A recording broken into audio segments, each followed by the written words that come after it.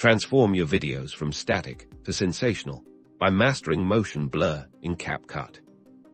Let's dive into Capcut and add that professional, fast-paced feel to your footage first.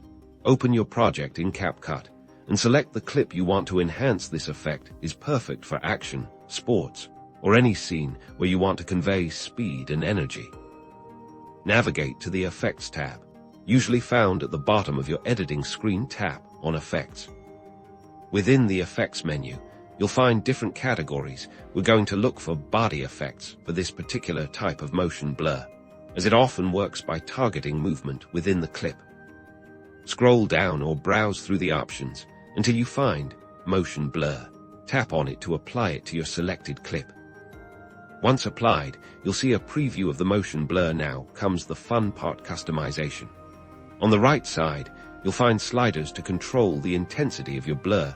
The blur slider determines the strength of the blur, and intensity can fine-tune how it affects the edges and overall appearance. Slide the blur slider up gradually. You want to create a visible blur without losing too much detail for a subtle effect. Keep it lower for a more dramatic, stylized look. Push it further. Experiment with the intensity slider to perfect the look. You can make the blur sharper or softer around the moving subjects.